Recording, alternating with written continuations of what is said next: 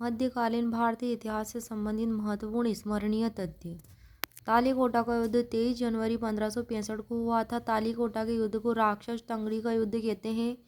तालीकोटा मैसूर कर्नाटक में कृष्णा नदी के समीप स्थित एक नगर है और तालीकोटा का युद्ध हुआ था अहमदनगर, बीजापुर, गोलकुंडा, बीदर। ये महासंघ का निर्माण किया गया जिसे दक्कन सल्तनत या बहमनी साम्राज्य के राजवंश कहा जाता है और इनका युद्ध हुआ था विजयनगर के हिंदू राजाओं के संघ से। तो एक तरफ तो थी विजयनगर की सेनाएं जो हिंदू राजाओं का संघ था, एक तरफ अहमदनगर, बीजापुर, गोलकुंडा, बीदर थे जो कि सल्तनत दक्कन सल्तनत थी बहमनी साम्राज्य के राजवंश की। और इसमें विजयी कौन हुआ? बहमनी साम्राज्य के चारों राजवंश। आज भी तालीकोटा शहर को के अवशेष हम्पी कर्नाटक में मिलते हैं। कहाँ मिलते हैं? हम्पी कर्नाटक में। कहा जाता है कि राम राय ने जिस विजयनगर की सेना में अत्यधिक मुगलों की भर्ती की थी, वे ही युद्ध के मैदान में मुस्लिम राज्यों के संग में जा मिले थे। राम राय अरविडू वंश का मंत्री था। कौन से वंश का? अरविडू वंश का। तुलु वंश का अंतिम और नाम मात्र का शासक सदाशिव था, जिसका शासनकाल 1542 से 70 तक था। तालीकोटा युद्ध के बाद राम राय के भाई तिरुमाल ने पेणुगोंडा को राजधानी बनाया। 1570 में सदाशिव को अपदस्थ कर अरविडू वंश की स्थापना की थी। देवराय द्वितीय ने उपाधि धारण की थी गजबेड़कर की, जिसे हाथियों का शिकारी भी कहते हैं, गजबेड़कर।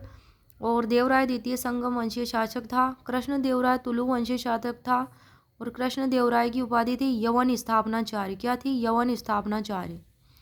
बहमनी साम्राज्य 5 भागों में विभाजित हो गया था। 5 राजवंशों की स्थापना हुई। फिर पहला था बीदर। बीदर बहमनी साम्राज्य में था।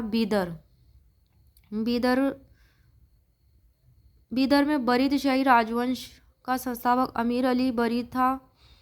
दूसरा था बरार, इसमें था वंश इमाद शाही राजवंश और संस्थापक फतेह उल्लाह इमाद शाह। तीसरा जो था बहमनी साम्राज्य वो था अहमदनगर।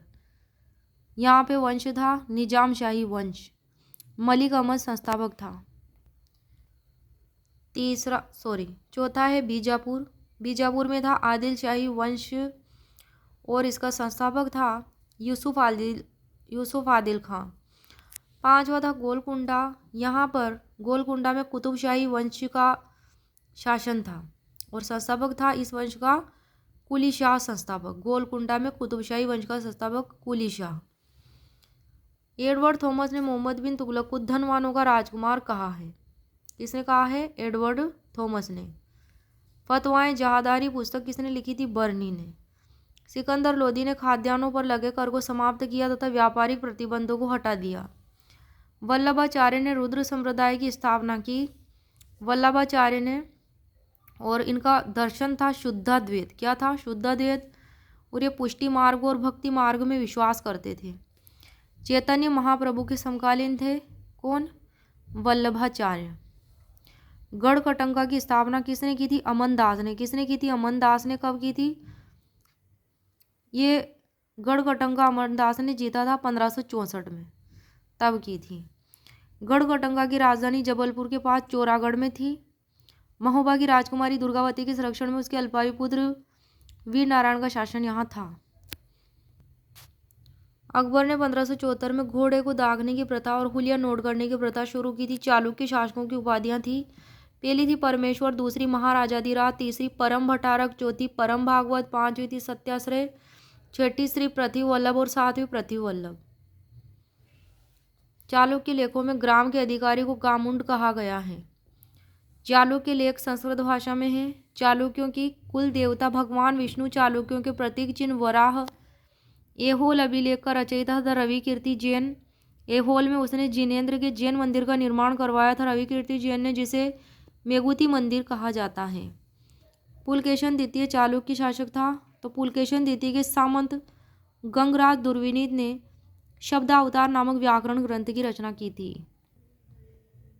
चौसा का युद्ध हुआ था 1539 में। बिलग्राम का युद्ध हुआ था 1540 में। तो चौसा और बिलग्राम के युद्ध में शेर खां ने, मतलब कि शेर शाह सूरी ने हुमायूं को पराजित करके 1540 में उत्तरी भारत में द्वितीय अफगान साम्राज्य की स्थापना की थी। शेर शाह सूरी के केंद्रीय प्रशासन के 4 प्रमुख विभाग थे। पहला था दीवान वजारत, यह वित्त विभाग था। दूसरा था दीवान आरी, जो सैन्य विभाग था, यह सेना के संगठन, रसद, भर्ती, नियंत्रण आदि की देखभाल करता था, परंतु सैनिकों की भर्ती और सेनापति का काम शेरशाह स्वयं करता था। तीसरा दीवान रसालत, तीसरा विभाग दीवान रसालत जो विदेश मंत्रालय था। और चौथा विभाग दीवान इंशा, इस विभाग का मंत्री शाही घोषणाओं और आज्ञाओं को लिखता था। शाहजहां ने दारा को शाह बुलंद इकबाल की उपाधि दी थी। खुद के पुत्र दारा को शाहजहां ने शाह बुलंद इकबाल की उपाधि दी थी। लियन पुल ने दारा को लघु अकबर कहा था। ताजमहल के मुख्य वास्तुकार का नाम था अहमद लाहौरी। शाहजहां ने नादिर उल असरार की उपाधि दी थी, किसको? अहमद लाहौरी को। अकबर के समय पहली बार भित्ति चित्रकारी की शुरुआत हुई थी। भित्ति चित्रकारी को फ्रेस्को पेंटिंग कहते हैं। बसावन अकबर के समय का सर्वोत्कृष्ट चित्रकार था। बसावन की सर्वोत्कृष्ट कृति एक कृष्णकाय घोड़े के साथ मजनू का निर्जन स्थान में भटकता हुआ चित्र। दिल्ली के लाल किले की प्रमुख इमारतें थी दीवान आम। दीवान आम विश्व प्रसिद्ध तख्ते हाउस यहाँ रखा जाता था। दीवान आम में शाहजहां ने बेबादल खां की देखरेख में यह बनवाया था तख्ते हाउस, जिस पर बैठकर शाहजहां न्याय करता था। किस पर बैठकर? तख्ते हाउस पर। संबंधित नोट है, दीवान आम के कुछ चित्रों का विषय फ्लोरेंस नाइटिंगेल से संबंधित है। किससे संबंधित है? फ्लोरेंस नाइटिंगेल से। दूसरा था दीवान खास, इसकी छत चांदी की बनी थी और उस पर सोने और अन्य बहुमूल्य पत्थरों की सजावट की गई थी। दीवान खास में लिखा हुआ है, अगर दुनिया में कहीं स्वर्ग है तो यही है, यही है, यही है। कहाँ पे? दीवान खास के बारे में लिखा है। तीसरी इमारत है रंगमहल की। रंगमहल तीसरी इमारत है। किसकी इमारत है तीसरी? ये लाल किले की। लाल किले की प्रमुख तीसरी इमारत है रंगमहल। यहाँ पर सम्राट का हरम था। किसका? सम्राट का हरम था यहाँ पर। और यूरोपीय प्रभाव वाले चित्रकारों में सर्वश्रेष्ठ था मिशकिन। कौन सा था? मिशकिन। मुगल काल में यूरोपीय चित्रकला से प्रभावित चित्रकारों में बसावन, केशवदास, मिशकिन, दौलत और अबुल हसन। कौन कौन थे यूरोपीय चित्रकला से प्रभावित चित्रकारों में? मुगल काल में बसावन, केशवदास, मिशकिन, दौलत और अबुल हसन।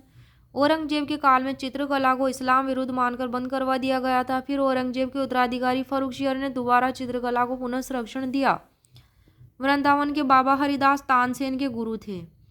शाहजहां ने उसके काल के प्रमुख संगीतकार लाल खां को गुण समुद्र की उपाधि दी थी। कौन सी उपाधि दी थी? गुण समुद्र की। किसको दी थी? संगीतकार लाल खां को। किसने दी थी? शाहजहां ने। औरंगजेब के काल में फारसी भाषा में भारतीय शास्त्रीय संगीत पर सर्वाधिक पुस्तकें लिखी गई थी।